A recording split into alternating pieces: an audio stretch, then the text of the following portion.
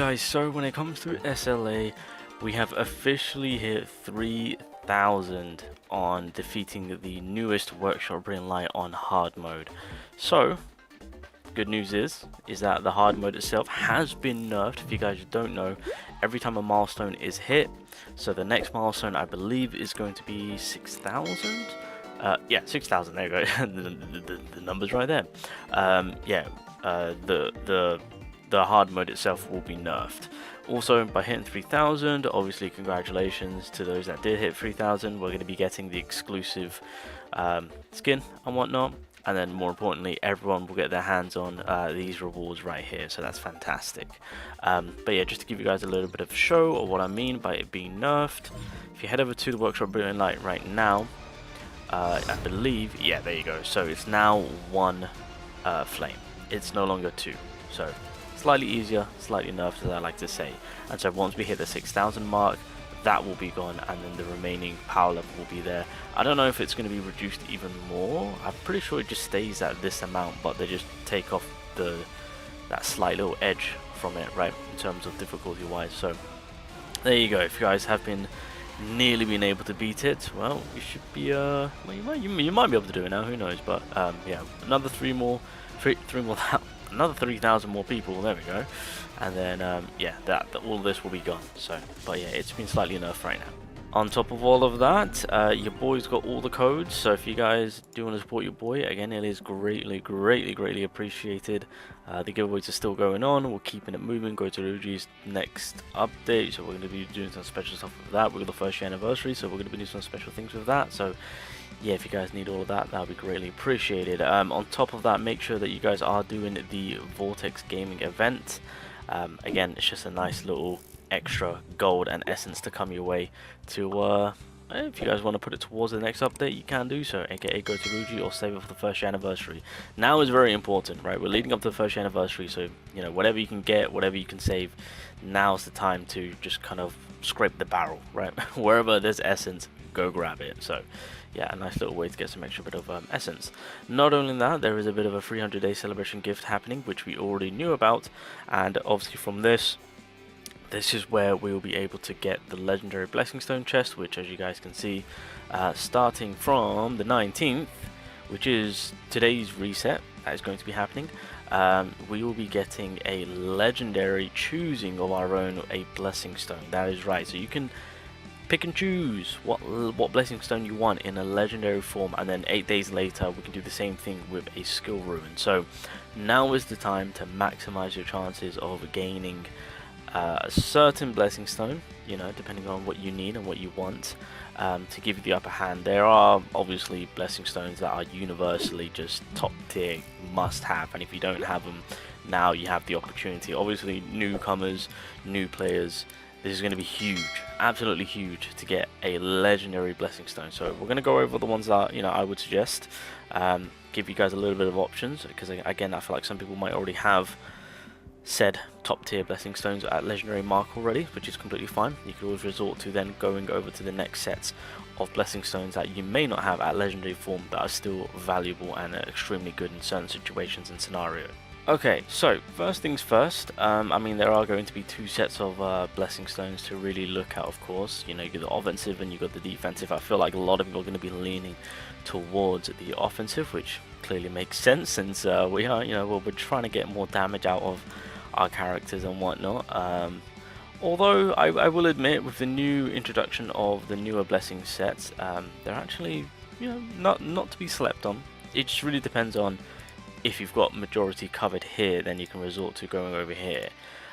So when it comes to the blessings to pick from, the number one highly recommended choice, and this is in line of how the blessing stones are used, because you've got to keep in mind the game itself has multiple content, right, in terms of, you know, guild boss, power of destruction, workshop brilliant light, you know, Battlefield of Time, of course, right? There's so many events going, well, not events, so many game modes to tackle, and in a situation where you can get a blessing stone that is universally used in all of those game modes, instantly makes them probably the best blessing stone to cater to in terms of getting it in a legendary form. And so with that, yes, it will be Bloodlust. If you guys don't have Bloodlust, this is pretty much the this is one of this is one of, not the, but this is one of the Blessing Stone that you can use in both Workshop Brilliant Lights, or all three should I say: Story, Power of Destruction, Guild Boss, Battlefield of Time, Battlefield of Trials also, or Battlefield of Trials, not Time. I mean, technically Time too, that's still valid. But yeah, Battlefield of Trials also. So yeah, in basically all game modes that I can think of right now that involve Sun Jin Woo, Bloodlust will always be there, because it's just helping you out. So obviously when you are hit, it decreases your attacker's attack by 12%. So you know, if they manage to tag you, then it's a debuff for them. But on top of that, it's more for when you attack, it decreases your target's defense by 12%. So that with like Shadow Step, etc., of course, it just kind of helps out, allowing you to do that extra more damage. So this one is a universal must-have in a legendary form. Now there is another universal one, and it is Reawakening. This will just reduce the cooldown on your skills. Again, just very helpful to keep up with that consistency of damage up with your skills. And again, in situations where, again, Workshop Brilliant Light, Story, Power of Destruction, Guild Boss, Battlefield of Trials, Battlefield... I mean, I don't think this is heavily needed for Battlefield of Time, only because you need that short burst of damage.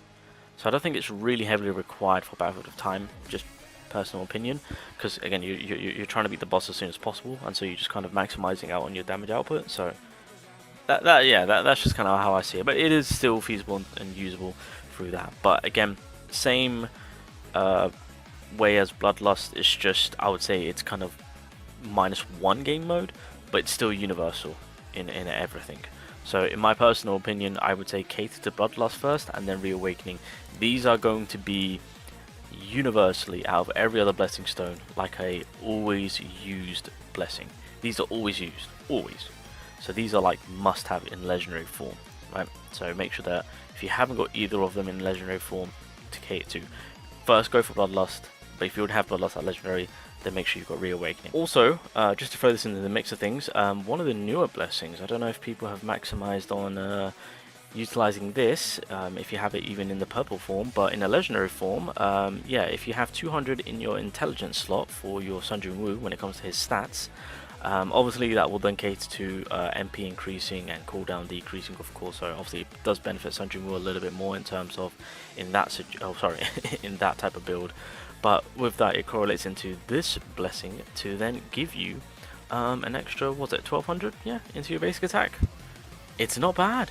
It's not bad.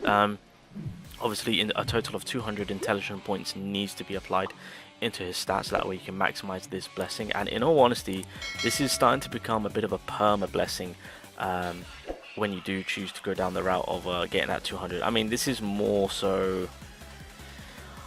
If you're a newcomer, I would still say commit to going into the attack and precision side of things, and then I think once your weapon is slightly duped out and you're kind of feeding off the precision from there, then you can start to kind of open up, and I mean you can then use that's just kind of how I look at it, especially with the beginning content. But yeah, this is another fairly decent one. Again, the trade-off by losing your attack stat with the additional 200, I know for some that I might be like, oh, no, I don't want to do that. But the 1200 that you gain from all of this, it keeps that damage pretty consistent, I will say. This is something that I also do capitalize on very, very often now, hence why I say this is starting to become a perma blessing of mine. This is also very top tier, just an FYI if you guys didn't know. But outside of the ones that I've just recently mentioned, I think those are the ones that I would highly regard as like SS plus tier type, you know, like top tier. But in terms of like going one under that, I mean, then it would kind of fall under, you know, weakness detection, double-edged sword. Well, I mean, this isn't too bad either, but I don't really... I feel like having this in the heroic form is decently enough, so we're just gonna keep that there. I mean, even Fatal Strike, having legendary filter strike would not be a bad idea. Ever since with Workshop Brilliant Light and just catering to the whole breakage side of things, this has actually come out of the woodworks of being somewhat fairly decent, but it's not oftenly used in my personal opinion, of course. Yeah, we are one. I mean, again, this is going more in line of the supportive side of things when you're pushing more for your hunters. So I tend to maximize this in like a guild boss form, wherever, you know, when there's hunters on the field. That's kind of when I maximize this specific skill. So I wouldn't say really to sleep on this one either. Now, in terms of the survival blessings, I mean, the newer ones have really come out. So for example, natural disaster. So in team fight mode, team members damage taken decreased by 8%. That's a fantastic one. Again, got that legendary, fantastic. I do maximize this all the time in a team fight situation. This one would actually not be bad to actually get in legendary form. I'm actually considering either this or the critical one. But with this one, when your basic attack hits, you gain a shield equal to 0.3% of your maximum HP for 10 seconds, stacks up to 10 times, cooldown 1 second. If you know, when it comes to maximizing a survival blessing, I would really push for this one. This has really come out of the woodworks of being one of the better ones in the defensive side. So that's why I'm kind of stumped on whether I should cater to sharp perception, which I might do, but I'm really leaning towards this one. I might actually maximize on getting this because this is such an amazing defensive blessing stone, of course.